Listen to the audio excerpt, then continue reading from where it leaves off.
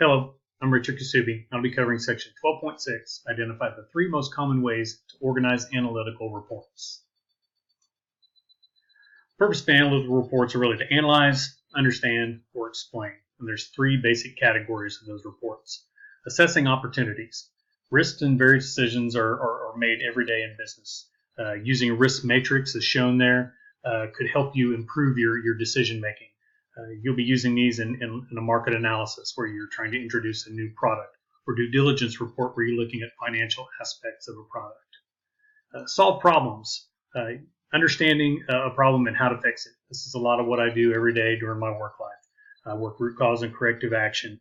Find a problem, dig down deep, find the root cause, and then implement a corrective action. Troubleshooting reports are a lot of what I do. So I'm walking my audience through that process. And a failure analysis is another report that'll kind of show what could happen to a product if there is a failure out in the future.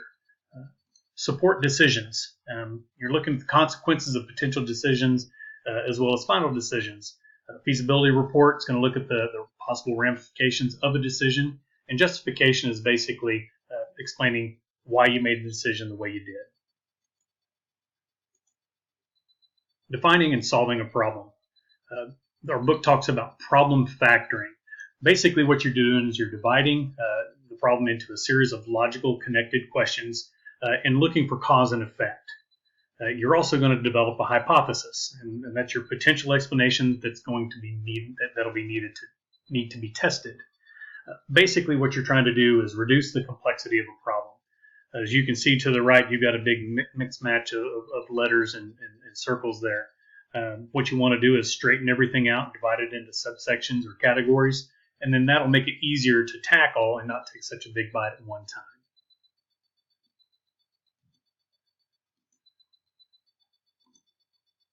There's 3 basic structures, and you're going to focus on 3 different things: conclusions, recommendations, and logic. First, on focusing on conclusions, you want to take a direct approach and open with your conclusion. And this is best for a receptive audience. So as you can see to the right, the example out of our book shows measuring quality improvements. The first item is introduction. Next item, your conclusion. That's what you're starting with. And then you walk through all the steps throughout your analysis. The next is focusing on recommendations, another direct approach where basically you're telling your audience what they ought to do based on everything that you found. The third, focusing on logic. Now, this is an indirect approach, a little more difficult, and your audience is typically skeptical or hostile. One of the items that the book talks about is using the 2 + 2 = 4 approach.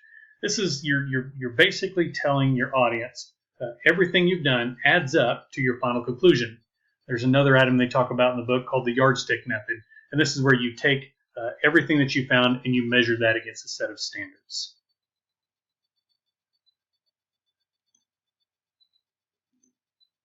In summary, you want to define your problem: the who, what, why, when, where, and then again, like the problem factoring, where you'll look for the cause and effect. Simplify the complex problems. Break them up into pieces, make it easier to absorb. You want to hypothesize. Come up with a possible explanation or possible way to solve your problem, and then put it to the test. And then when you're talking, know your audience.